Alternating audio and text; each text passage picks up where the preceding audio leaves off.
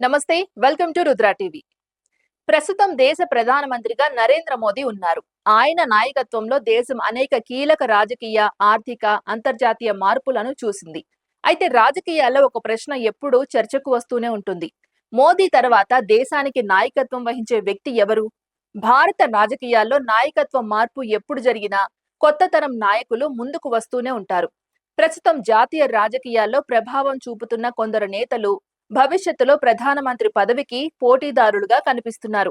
మొదటగా యోగి ఆదిత్యనాథ్ పేరు బలంగా వినిపిస్తోంది. ఉత్తరప్రదేశ్ వంటి దేశంలోనే అతిపెద్ద రాష్ట్రానికి ముఖ్యమంత్రిగా కొనసాగుతున్న యోగి తన కఠిన పరిపాలన, శాంతి భద్రతల అంశాల్లో తీసుకున్న నిర్ణయాలు, హిందుత్వ రాజకీయాల్లో ఉన్న ప్రాధాన్యం కారణంగా జాతీయ స్థాయిలో ప్రత్యేక గుర్తింపు పొందారు. బీజేపీ భవిష్యత్తు నాయకత్వంపై చర్చ వచ్చినప్పుడల్లా ఆయన పేరు ముందు వరుసలో కనిపిస్తుంది. ఉత్తరప్రదేశ్లో వరుస విజయాలు సాధించడం, పార్టీ క్యాడర్లో ఉన్న ఆదరణ కూడా ఆయనకు బలంగా మారాయి. రెండవ స్థానంలో రాహుల్ గాంధీ పేరు వినిపిస్తోంది. కాంగ్రెస్ పార్టీ ప్రధాన ముఖచిత్రంగా కొనసాగుతున్న ఆయన గత కొన్నేళ్లలో తన రాజకీయ శైలిలో గణనీయమైన మార్పు తీసుకువచ్చారు. దేశవ్యాప్తంగా నిర్వహించిన పాదయాత్రల ద్వారా ప్రజలతో నేరుగా మమేకమై తన రాజకీయ ప్రభావాన్ని పెంచుకున్నారు. కాంగ్రెస్ పార్టీ కేంద్రంలో అధికారాన్ని సాధించే పరిస్థితి వస్తే ప్రధానమంత్రి అభ్యర్థిగా సహజంగానే రాహుల్ గాంధీ పేరు ముందుకు వచ్చే అవకాశాలు ఉన్నాయి. ప్రతిపక్ష కూటముల్లో కూడా ఆయన కీలక పాత్ర పోషిస్తున్నారు. మూడవ స్థానంలో అఖిలేష్ యాదవ్ ఉన్నారు. ఉత్తరప్రదేశ్ మాజీ ముఖ్యమంత్రిగా పనిచేసిన అఖిలేష్ అభివృద్ధి మరియు యువ నాయకత్వానికి ప్రతీకగా తనను తాను నిలబెట్టుకున్నారు. సమాజ్వాదీ పార్టీని బలోపేతం చేస్తూ ఉత్తరప్రదేశ్ రాజకీయాల్లో ప్రధాన శక్తిగా కొనసాగుతున్నారు. భవిష్యత్తులో విస్తృత ప్రతిపక్ష కూటమి ఏర్పడితే ఆయన పేరు కూడా ప్రధానమంత్రి రేసులో బలంగా వినిపించే అవకాశం ఉందని రాజకీయ విశ్లేషకులు భావిస్తున్నారు. నాలుగవ స్థానంలో సచిన్ పైలట్ ఉన్నారు. రాజస్థాన్ రాజకీయాల్లో తనకంటూ ప్రత్యేక గుర్తింపు సంపాదించుకున్న ఆయన యువతలో మంచి ఆదరణ కలిగిన నాయకుడిగా గుర్తింపు పొందారు. ఆధునిక ఆలోచనలు, ప్రజలకు దగ్గరగా ఉండే రాజకీయ శైలి, జాతీయ స్థాయిలో పెరుగుతున్న ప్రాధాన్యం ఆయనను భవిష్యత్తు నాయకుడిగా నిలబెడుతున్న అంశాలుగా చెప్పవచ్చు. సరైన రాజకీయ పరిస్థితులు ఏర్పడితే ఆయన కూడా జాతీయ రాజకీయాల్లో మరింత కీలక పాత్ర పోషించే అవకాశం ఉంది. ఐదవ స్థానంలో అసదుద్దీన్ ఓవైసీ ఉన్నారు.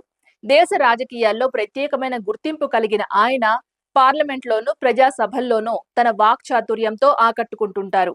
మైనారిటీ వర్గాల సమస్యలను బలంగా ప్రస్తావించే నేతగా ఆయనకు ప్రత్యేక గుర్తింపు ఉంది.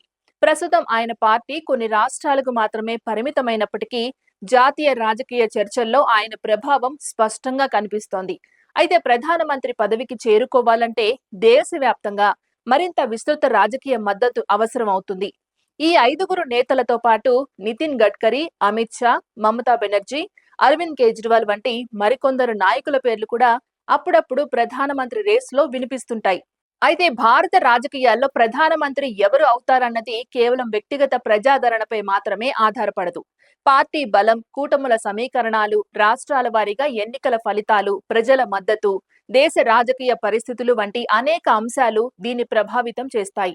అందువల్ల ప్రస్తుతం ఎవరి పేరు ఎంత బలంగా వినిపించినా చివరికి ప్రజల తీర్పు మరియు ఎన్నికల ఫలితాలే దేశ తదుపరి ప్రధానమంత్రిని నిర్ణయిస్తాయి.